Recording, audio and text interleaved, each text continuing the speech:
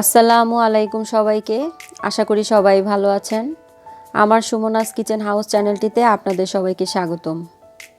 ফিরে এলাম প্রতিবারের মতো আরেকটি নতুন রেসিপি নিয়ে।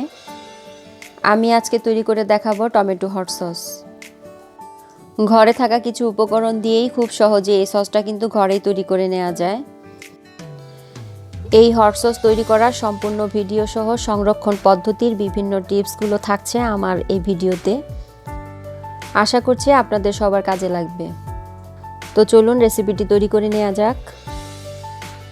টমেটো হট সস তৈরি করার জন্য এখানে আমি 1 কেজি টমেটো নিয়েছি। আর এই সস তৈরি করার জন্য টমেটোগুলো বাছাই করাটা কিন্তু খুবই জরুরি। টমেটোগুলো একদম লাল টকটকে দেখে কিনতে হবে। টমেটোর উপরে ডিপেন্ড করে টমেটোর সসটা কেমন হবে। তাই আপনি যদি একদম ফ্রেশ আর লাল টকটকে দেখে টমেটোগুলো কিনেন, তাহলে আপনার সসের কালারও একদম দোকানের সসের মতো হবে। এতে আর আলাদা করে ফুড কালার ব্যবহার করার কোনো প্রয়োজন পড়বে না। এই টমেটোগুলো আমি ভালো করে ধুয়ে নিয়েছি। এখন এই টমেটোগুলো আমি ছোট ছোট করে কেটে নেব। টমেটোগুলো আমি কেটে নিয়েছি। এখন টমেটোগুলোকে একটি কড়াইতে করে চুলায় বসিয়ে দিয়েছি সেদ্ধ করার জন্য। এখন চুলাটা আমি অন করে দেব। এখন এর মধ্যে দিয়ে দিব স্বাদমতো লবণ। লবণটা দিয়ে এবার খুন্তির সাহায্যে আমি টমেটোগুলোকে একটু নেড়েচেড়ে নেব। এখানে আমি কোনো পানি অ্যাড করব না। টমেটোগুলো সেদ্ধ করার সময় এমনিতেই পানি বের হয়ে আসবে, আর এই পানিতেই টমেটোগুলো সেদ্ধ হয়ে যাবে।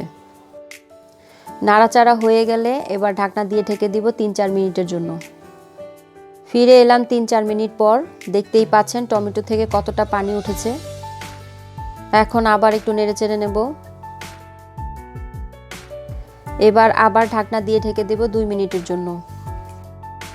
ফিরে এলাম 2 মিনিট পর। এবার আবার একটু নেড়েচেড়ে নেব। টমেটোগুলো কিন্তু সেদ্ধ হয়ে গেছে। আমি এর চেয়ে বেশি সেদ্ধ করব না। এর চেয়ে বেশি সেদ্ধ হয়ে গেলে আবার ওভারকুক হয়ে যাবে, তখন টমেটোর কালারটা নষ্ট হয়ে যাবে। এখন চুলাটা আমি বন্ধ করে দিচ্ছি। ফিরে আসবো টমেটোগুলো একদম ঠান্ডা হয়ে গেলে। টমেটোগুলো একদম ঠান্ডা করে তারপর ব্লেন্ডারে ব্লেন্ড করে নিয়েছি। এখন একটি চালনির সাহায্যে আমি অল্প অল্প করে চামচ দিয়ে নেড়েচেড়ে টমেটোগুলো আমি চেলে নেব।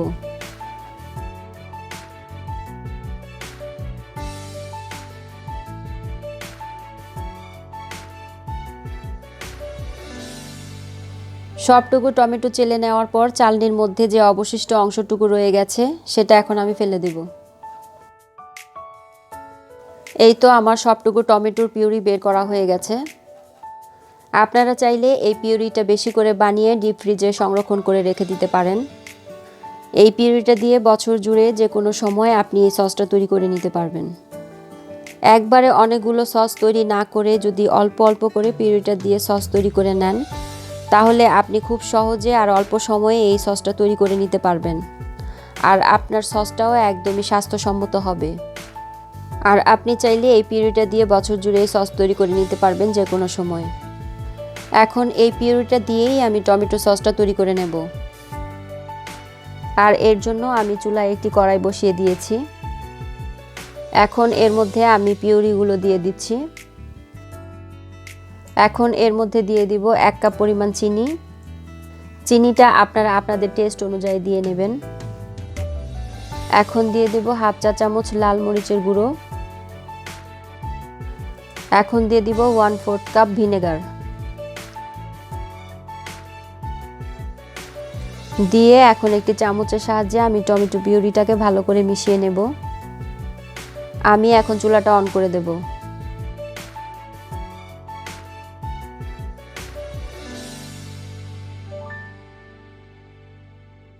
এখন কিছুক্ষণ নেড়েচেড়ে জাল করে নিতে হবে।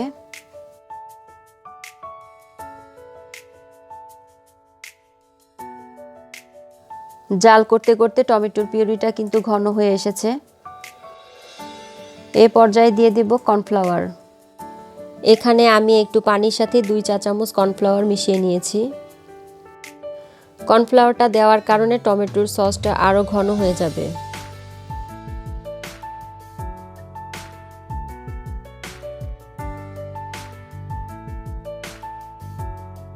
সসের ঘনত্বটা আমি এরকমই রাখতে চাচ্ছি, কারণ সসটা যখন পুরোপুরি ঠান্ডা হয়ে যাবে তখন সসটা কিন্তু আরও ঘন হয়ে যাবে। সসটা এখন আমি চুলা থেকে নামিয়ে নেব। ফিরে আসবো রুম টেম্পারেচারে আসার পর। রুম টেম্পারেচারে আসার পর দেখতেই পাচ্ছেন সসটা কিন্তু বেশ ঘন হয়ে গেছে। আমি একটু চামচ দিয়ে উঠিয়ে দেখাচ্ছি। আর সসের কালারটা দেখতেই পাচ্ছেন একদম দোকানের মতোই হয়েছে। এই সসটা নর্মাল ফ্রিজে রেখে দিলে 1 মাসের মতো রেখে খাওয়া যাবে, এতে কোনো সমস্যা হবে না। তবে এর চেয়ে বেশি দিন না রাখাই ভালো। এই তো তৈরি হয়ে গেল আমার হট টমেটো সস। এই রেসিপিটি যদি আপনাদের কাছে ভালো লাগে তাহলে লাইক, কমেন্ট, শেয়ার করবেন আর সাবস্ক্রাইব করে পাশেই থাকবেন। আপনাদের সবাইকে আমার ভিডিওটি দেখার জন্য ধন্যবাদ। আবার ফিরে আসব অন্য কোনো নতুন ভিডিও নিয়ে। ততদিনে ইনশাল্লাহ আশা করি সবাই ভালো থাকবেন। আল্লাহ হাফেজ।